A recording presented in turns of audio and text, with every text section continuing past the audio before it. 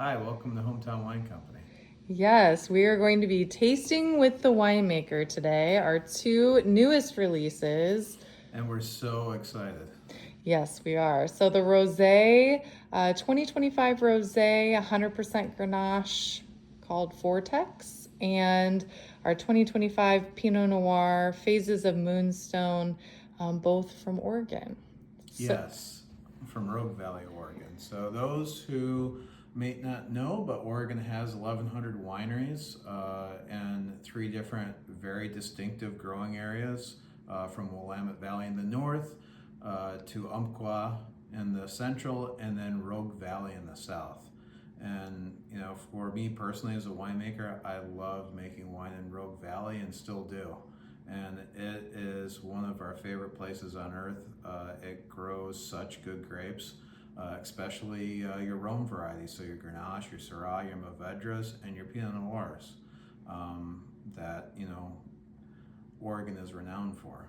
So what we'd like to do is start with our Grenache. It's 100% Grenache, and it is done in such a way where it is fruit forward and very clean mineral finish. The vineyard goes from actually the Rogue River at the bottom of the river and works its way up the mountain into some more volcanic ash soil. And next door to this vineyard is actually a gravel quarry, so it has great minerality. And for winemaking style, it is very Provence, fruit forward. Grape Grenache is. It's the main grape they use in Provence, France. We make it by fermenting it whole grape, which is called carbonic fermentation. So we put those whole grapes in the fermenter, start the fermentation. It leaches out this beautiful color before we press it. And then we finish off the fermentation. That way it has a lot of fruit. It has a lot of minerality. You can smell that cherry. We call it Rainier cherry, the cherry from that what is northwest what is a area. Rainier cherry for someone that doesn't know what Rainier cherry is? It's a little more tart than what you'd have like a black cherry.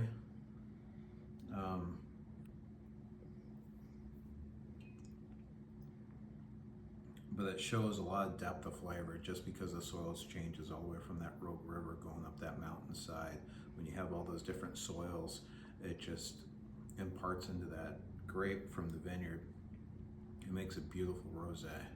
It's delicious. I think it's very mouth-watering. A lot of rosés that we've tried in the past aren't as flavorful or seemingly as flavorful as this one. I really enjoy that aspect of it. Yes, so you need to, if you haven't, you need to explore Rogue Valley with us and come in and try the rosé. Wonderful. Delish. So what else are we making in Rogue? So the other one that we're making in Rogue is our Rogue Pinot Noir. And what's really cool about this particular Pinot Noir, it comes from two different clones. So it comes from your Burgundy clones, which is France. Burgundy, the originally form of the Pinot Noir, comes with the Pommard clone and also with the Dijon clone. And it's grown in two different areas of the Rogue Valley, one just next to the Grenache, a little bit further down from that gravel quarry going the opposite direction. It imparts a really good boysenberry into the Pinot Noir, so really fruit forward. And then the second vineyard's actually down the Rogue River heading west on the opposite side of the bank. It gives you that earthiness to it. We call it forest floor, so that kind of that smell of that forest Moss. Yeah, moss. It gives it a whole lot of depth of flavor, and we have a lot of fun with our labels. This one is called Phases of Moonstone, and one of our favorite places is Moonstone Beach. But we also think that Pinot Noir is one of those grapes that just changes in your glass. It's kind of like how the phases of the moon go. So you'll start off with this in the glass, and it tastes like boysenberry, and then by the time you get down to the bottom of it, it's more earthy tones. It's a real fun wine to try. Let's give it a try. Don't you weep usually when you drink it? By the time I get down to the bottom, it's one of those where it's so dramatic of a change, and it's just plays with your taste buds. It makes me weepy. And it has a beautiful color. Light but vibrant. All right. And you get the smell of the boysenberry right up front.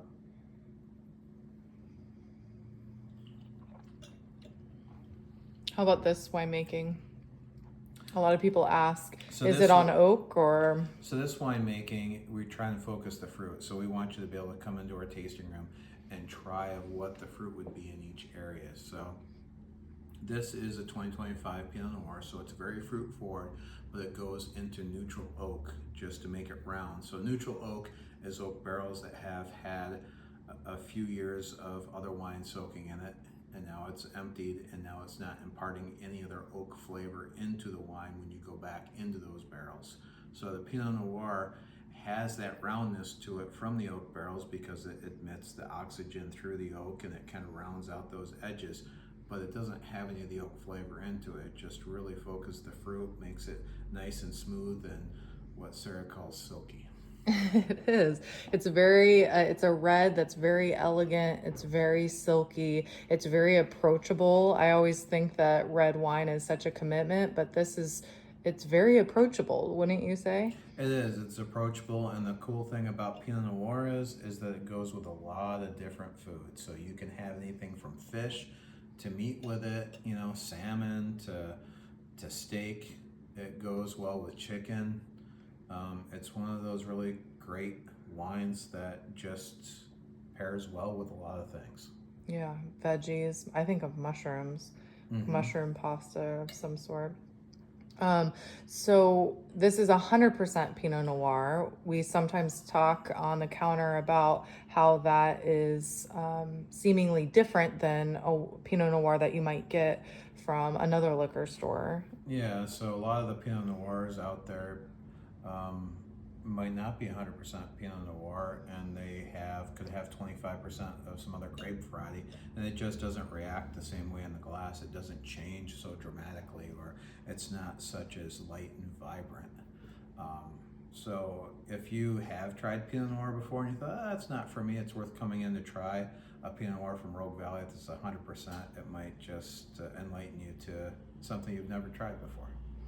So if you had to pick a favorite off our tasting menu, would either of these two wines be on your favorite? Oh geez, you know, trying to List. pick a favorite is trying to like pick a child. You know, they all have their uniqueness to them that you know is really special, and these both are special. It's hard to pick one. You know, the rosé is that really fruit-forward expression. You know, of that minerality, and the Pinot Noir just is light but has that depth and it's silky. How about winemaking wise? The carbonic fermentation going into the rosé is a lot of fun. The Pinot Noir with the expression that you just get out of the Pinot Noir in that area is fun. It's hard to pick one. They're all unique and so much fun. But if I were to start with a glass of Pinot Noir and get to the end, like you say, I definitely get weepy. So rosé, a really easy drink, and Pinot Noir if you want to sit down and have a meal or just enjoy it by itself and be more into the glass. It's wonderful. Okay. Anything else that you want to report on these two beauties? Is that I would recommend to come in and try them and get them while we have them, because just like everything else, it's small batch, small craft. We only make very few cases of it before it's gone. It's just one of those things that we're going to do. We're going to get the best grapes that we can, and we just get a little bit of them. That's awesome. Thanks, Brian.